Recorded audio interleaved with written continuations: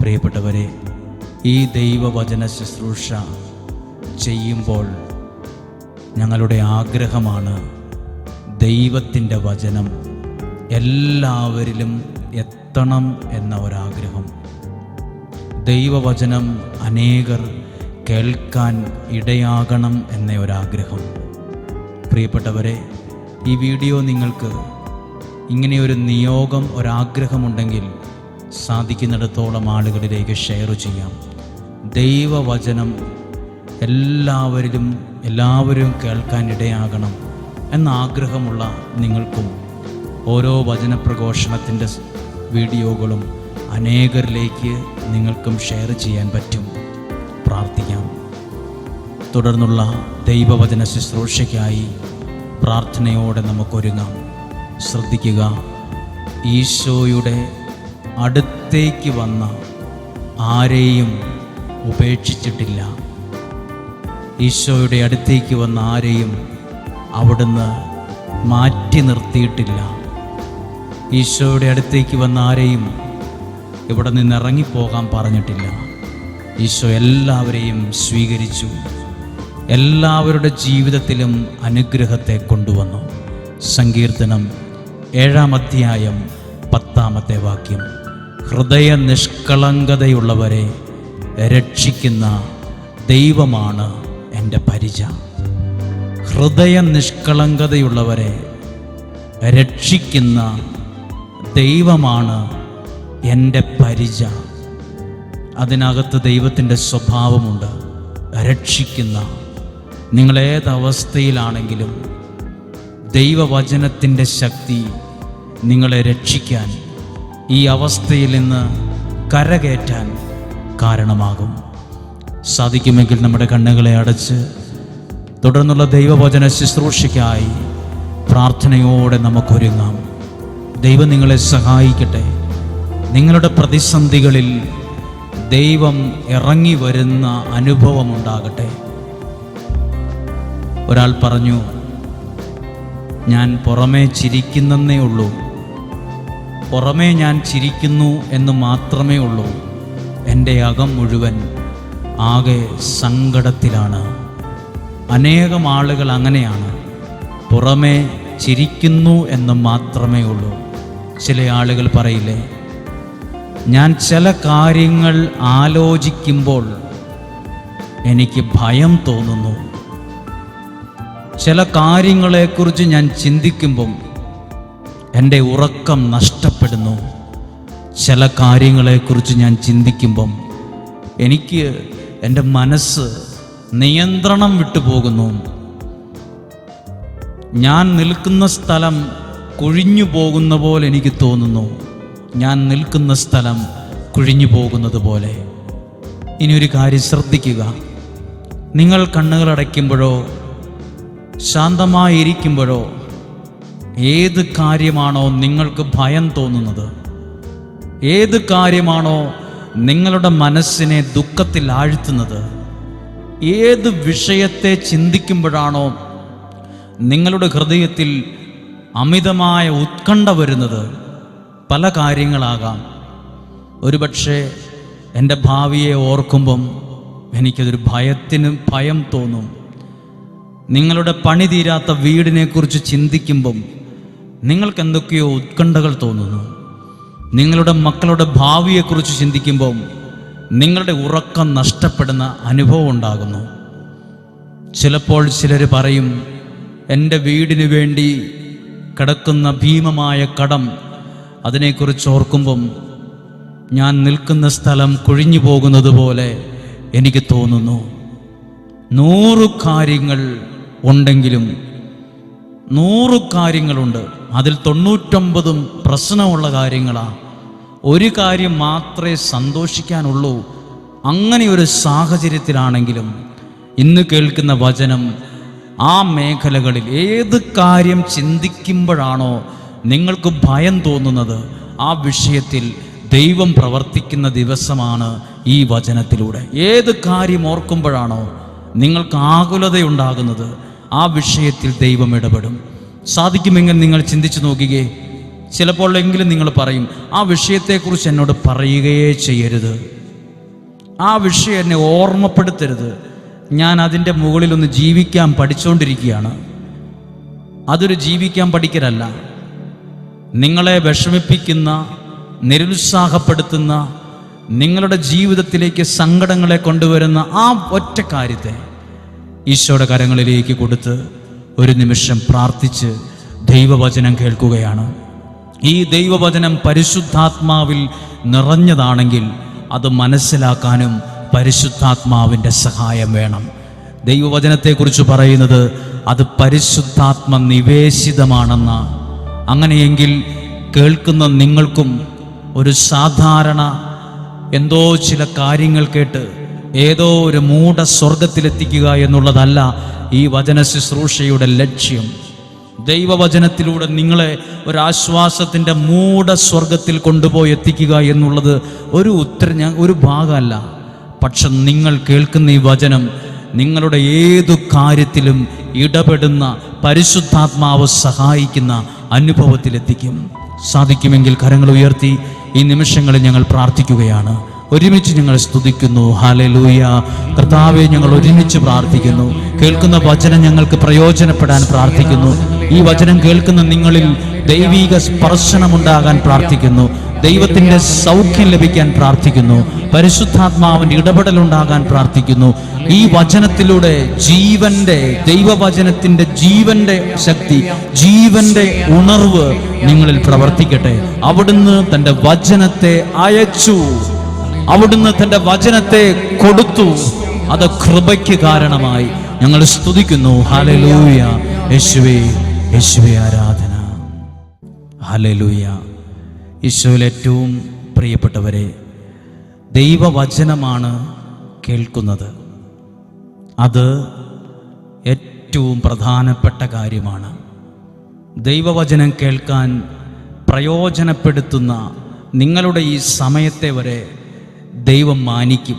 പറയാനുള്ള കാരണം, വിലയുള്ള ചില കാര്യങ്ങളാണിതെല്ലാം.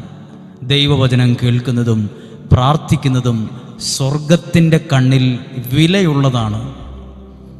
വിലയുള്ളതിനെ വിലയുള്ളതായി കണ്ടാൽ ആ കാണുന്നവരും വിലയുള്ളവരായി അങ്ങ് മാറും.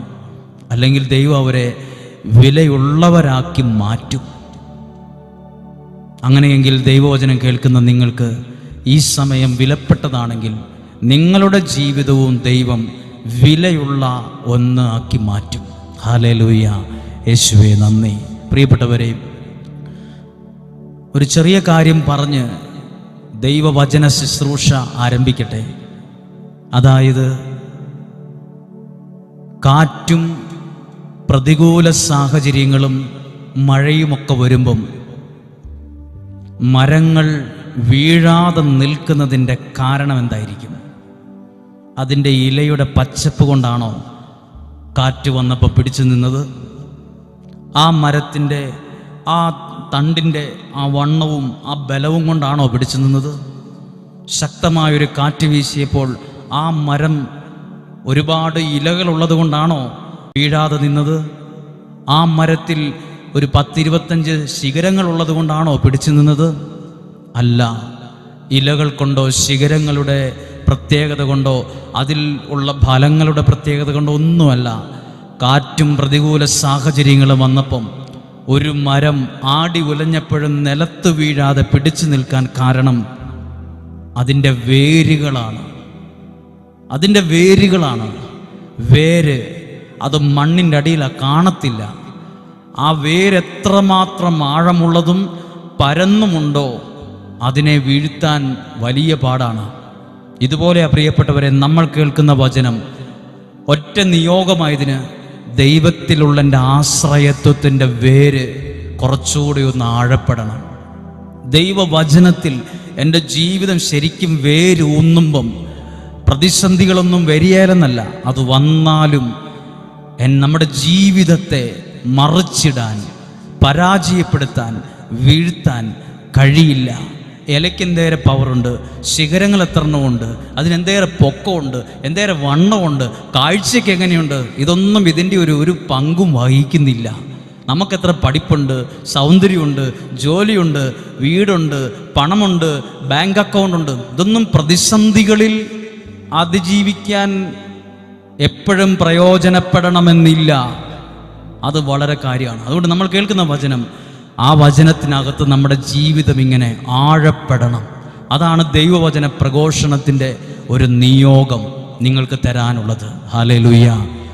പ്രിയപ്പെട്ടവരെ, ദൈവവചനത്തിലൂടെ പരിശുദ്ധാത്മാവ് നിങ്ങളോട് സംസാരിക്കുന്ന ഒരു പ്രധാനപ്പെട്ട കാര്യം ജോബിൻ്റെ പുസ്തകത്തിലാണ്. ജോബിൻ്റെ പുസ്തകത്തിൽ 1-ാം അധ്യായത്തിൽ ജോബിന് കുറേ നഷ്ടങ്ങളുണ്ടായതായി എഴുതിയിട്ടുണ്ട്. നഷ്ടങ്ങൾ, അതിൻ്റെ വേദന അറിയാത്ത ആരും എന്നെ കേൾക്കുന്നില്ല. എന്തെങ്കിലുമൊക്കെ നഷ്ടപ്പെട്ടവരാണ് എല്ലാ മനുഷ്യരും. ഈ ലോകത്തിൽ മനുഷ്യനായിട്ട് ഈ ലോകത്തിൻ്റെ ഏതെങ്കിലും കോണിൽ ജനിച്ച ആളാണെങ്കിലും എന്തെങ്കിലും നഷ്ടം, ചെറുതായിരിക്കും വലുതായിരിക്കും. ചില ആളുകളുടെ ജീവിതം തന്നെ അവസാനിച്ചത് ചില നഷ്ടങ്ങളുടെ പേരിലാണ്. നഷ്ടം. ഹല്ലേലൂയ. നഷ്ടങ്ങളെന്ന് പറയുമ്പം നമ്മുടെ കയ്യിൽ നമ്മൾ ഉപയോഗിക്കുന്ന ഒരു 10,000 രൂപയോളം വിലയുള്ളൊരു ഫോൺ നഷ്ടപ്പെട്ടാൽ തന്നെ അതിൻ്റെ വേദന എന്താണെന്ന് നമുക്ക് ഊഹിക്കാം. ഒരു വീട്ടിൽ അവർ വളർത്തുന്ന അവരുടെ നായ, പട്ടി വിഷം കഴിച്ച് ചത്തുപോയി. ആ വീട്ടിലെ ഒരാൾ പറയുന്നു, 3 ദിവസമായി ഞങ്ങൾ ഭക്ഷണം കഴിച്ചിട്ട്. വീട്ടിൽ വളർത്തുന്ന ഒരു പട്ടി, ഒരു നായ ചത്തുപോയപ്പം, നഷ്ടം വന്നപ്പം അത്രയും വിഷമാണ്. ഞാൻ മുമ്പേ പറഞ്ഞൊരു മൊബൈൽ ഫോണിൻ്റെ കാര്യവും വീട്ടിലെ ഒരു വളർത്തുമൃഗത്തിൻ്റെ കാര്യവുമാണ്.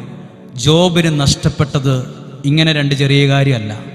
ജോബിന് നഷ്ടപ്പെട്ടത് ജോബ് ആയുഷ്കാലം മുഴുവൻ സമ്പാദിച്ച സമ്പത്ത്.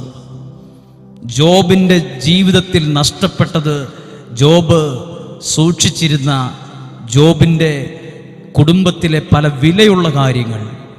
ജോബിന് നഷ്ടപ്പെട്ടത് മക്കൾ. ജോബിന് നഷ്ടപ്പെട്ടത് ആരോഗ്യം. ഇതൊക്കെ ആരോടെങ്കിലും നഷ്ടപ്പെട്ടവരോട് ചെന്ന് ചോദിക്കണം, ഈ നഷ്ടപ്പെട്ടതിന് വല്ല വിഷമമുണ്ടോയെന്ന്. നഷ്ടപ്പെട്ട ഒരാളോട് ആരോഗ്യത്തിൻ്റെ കാര്യം ചിന്തിക്കുക. ആരോഗ്യം നഷ്ടപ്പെട്ട ഒരാളോട് കാറിൻ്റെ വിഷയം പറഞ്ഞാൽ അവർ പറയും, എഴുന്നേറ്റ് പോകാൻ പറയും. ഏതെങ്കിലും ഹോസ്പിറ്റലുകളിൽ ആരോഗ്യം വല്ലാണ്ട് ക്ഷീണിച്ചിരിക്കുന്ന ഒരാളോട് ഒരു കാറ് മേടിച്ചാലോ എന്ന് ചോദിച്ചാൽ അവർക്ക് അതിനെക്കുറിച്ചൊന്നും അല്ല ഇപ്പോൾ കേൾക്കാൻ ആഗ്രഹം. അവർക്ക് എങ്ങനെയെങ്കിലും ആരെങ്കിലുമൊക്കെ ഒന്ന് പ്രാർത്ഥിച്ചും ചികിത്സ കിട്ടിയും ആരോഗ്യം ഒന്ന് ശരിയാകണം എന്നുള്ളതാണ്. അവർക്ക് ബാങ്ക് അക്കൗണ്ടിനെ കുറിച്ചല്ല ചിന്ത, കാറിനെ കുറിച്ചല്ല, വീടിനെ കുറിച്ചല്ല. ആരോഗ്യം. ജോബിന് നഷ്ടപ്പെട്ടത് വിലയുള്ള ചില കാര്യങ്ങളാണ്. പക്ഷെ ജോബിൻ്റെ വിശ്വാസം എഴുതിയിരിക്കുന്നു 19-ാം അധ്യായം 25-ാമത്തെ വാക്യം. ജീവിതത്തിൽ നഷ്ടത്തിൽ എന്ന് പറഞ്ഞാൽ ഒരു ഫോണോ വളർത്തുമൃഗമോ നിസ്സാര കാര്യങ്ങളൊന്നും നഷ്ടപ്പെട്ടൊന്നല്ല എഴുതിയിരിക്കുന്നത്. ജോബ് സമ്പാദിച്ചത് മുഴുവൻ. ജോബിൻ്റെ പകുതി അനുഭവമുള്ള പല ആളുകളും ജീവിതത്തിൽ ജീവിച്ചിരിപ്പില്ല. ഇപ്പം അവരൊക്കെ ഒരു എടുത്തുചാട്ടത്തിന് മരിച്ചു, ആത്മഹത്യ ചെയ്തു. കുറച്ചു പേരെങ്കിലും ഓർമ്മയിലുണ്ട്. ചില നഷ്ടങ്ങൾ വന്നപ്പോൾ മനസ്സ് തകർന്നു പോയതാണ്. ചില നഷ്ടങ്ങൾ വന്നപ്പോൾ ചിലർ മനോരോഗത്തിന് മരുന്ന് കഴിക്കുന്നവരുണ്ട്. ആ നഷ്ടം അവരുടെ മനസ്സിൽ അവർക്ക് താങ്ങാൻ പറ്റുന്നില്ലാത്ത ദുഃഖം സമ്മാനിച്ചതുകൊണ്ട്. ശ്രദ്ധിക്കുക, ജോബിന് വലിയ നഷ്ടങ്ങൾ ഉണ്ടായപ്പോൾ എഴുതിയിരിക്കുകയാണ്. മറക്കരുത് ഈ വാക്യം. 19-ാം അധ്യായം 25-ാമത്തെ വാക്യം. ജോബ് പറയുവാണ്, എനിക്ക് ന്യായം നടത്തിത്തരുന്നവൻ ജീവിക്കുന്നെന്നും അവസാനം അവിടുന്ന് എനിക്ക് വേണ്ടി നിലകൊള്ളുമെന്നും എനിക്കറിയാം. ഏതെങ്കിലും ഒരു ഫോൺ നഷ്ടപ്പെട്ടപ്പോഴൊന്നും പറഞ്ഞ പ്രാർത്ഥനയല്ല. മക്കൾ നഷ്ടപ്പെട്ടപ്പം, ഒരെണ്ണം പോലും ഇല്ലാണ്ട് എല്ലാം നഷ്ടപ്പെട്ടപ്പം, സമ്പത്ത് മുഴുവൻ നഷ്ടപ്പെട്ടപ്പം, അതിലെല്ലാം പ്രധാനപ്പെട്ടത് ആരോഗ്യം നഷ്ടപ്പെട്ടപ്പം, ജീവിത പങ്കാളി മുഖത്ത് നോക്കി ദൈവത്തെ ശപിച്ചു മരിക്ക് എന്നും പറഞ്ഞ് കുറ്റപ്പെടുത്തിയ സമയത്ത് ജോബ് പറയുവാണ്, എനിക്ക് ന്യായം നടത്തി തരുന്നവൻ ജീവിക്കുന്നു എന്നും അവസാനം അവിടുന്ന് എന്നെ എനിക്ക് വേണ്ടി നിലകൊള്ളുമെന്നും എനിക്കറിയാം. ഇതാണ് നഷ്ടം സംഭവിച്ചപ്പം ജോബിൻ്റെ വിശ്വാസവാക്യം. ജോബിൻ്റെ പുസ്തകം 19 എനിക്ക് ന്യായം നടത്തി തരുന്നവൻ. നിങ്ങളോടും ദൈവവചനത്തിൽ പറയട്ടെ, എനിക്കും നിങ്ങൾക്കും ന്യായം നടത്തിത്തരുന്നൊരു ദൈവമുണ്ട്. ആ ദൈവം മരിച്ചു, സിമിത്തേരിയിൽ അടക്കം ചെയ്ത് അവിടെ സീൽ ചെയ്ത് വെച്ചിട്ടുണ്ടെന്നല്ല, അവൻ ഇന്നും ജീവിക്കുന്നെന്നും അവസാനം ആ ദൈവം എനിക്ക് വേണ്ടി നിലകൊള്ളുന്നും ഞാൻ അറിയുന്നു. ഏതെങ്കിലും നഷ്ടമുള്ളവർ ഈ അറിവിൽ ഇന്ന് എഴുന്നേൽക്കണം. എനിക്ക് ന്യായം നടത്തി തരുന്ന ദൈവം എൻ്റെ കൂടെ ഉണ്ടെന്നും അവസാനം ആ ദൈവം, ഒരു മലയാള വാക്കുണ്ട് അതിനകത്ത് ശ്രദ്ധിക്കപ്പെടേണ്ടത്, നിലകൊള്ളും. ഇത് പ്രാർത്ഥിക്കുന്നത് സകലതും നഷ്ടപ്പെട്ട വേദനയിലാണ് പറയുന്നത്. ഇതിൻ്റെ 4 നഷ്ടപ്പെടുമ്പം നമ്മുടെ ഉള്ള വിശ്വാസവും പ്രാർത്ഥനയും ഒക്കെ എനിക്കൊന്നും തോന്നുന്നില്ല, പ്രാർത്ഥിക്കുന്നില്ല, പ്രാർത്ഥിച്ചിട്ട് എന്താ പ്രയോജനമെന്ന് ചോദിക്കുന്ന സാധാരണ ബുദ്ധിയാണ് നമ്മുടേത്. ജോബ് പഠിപ്പിക്കുവാണ് ദൈവവചനത്തിലൂടെ, എനിക്ക് ന്യായം നടത്തിത്തരുന്നവൻ ജീവിക്കുന്നുവെന്നും. നിങ്ങളുടെ നഷ്ടം എന്തു വലുതും എന്തുമാകട്ടെ, ജീവിതമാകാൻ നഷ്ടപ്പെട്ടത്, സമ്പത്താകാൻ നഷ്ടപ്പെട്ടത്, മക്കളായിരിക്കും നഷ്ടപ്പെട്ടത്, സുഹൃത്തുക്കളായിരിക്കും നഷ്ടപ്പെട്ടത്. പക്ഷേ ജോബിൻ്റെ വിശ്വാസം, ജോബിൻ്റെ പുസ്തകം 19-ാം അധ്യായം 25-ാമത്തെ വാക്യം, എനിക്ക് ന്യായം നടത്തി തരുന്നവൻ ജീവിക്കുന്നുവെന്നും അവസാനം അവൻ എനിക്ക് വേണ്ടി നിലകൊള്ളുമെന്നും ഞാൻ അറിയുന്നു. 19-ാം അധ്യായത്തിലെ 25-ാം വാക്യത്തിലെ വിശ്വാസം ജോബിനെ കൊണ്ടുചെന്ന് എത്തിച്ചത് 42-ാം അധ്യായത്തിലാണ്. 19-ാം അധ്യായത്തിലെ വിശ്വാസം ജോബിനെ നയിച്ചത് 42-ാം അധ്യായം 10 മുതലുള്ള വാക്യത്തിൽ എഴുതിയിട്ടുണ്ട്. ജോബിന്റെ വിശ്വാസം വെറുതെ ആയോ എന്ന് എഴുതിയിട്ടുണ്ട്. കുറച്ചു കാലം സഹിക്കേണ്ടി വന്നു, കുറച്ചു നാളുകൾ വേദനയിലൂടെ കടന്നു പോകേണ്ടി വന്നു.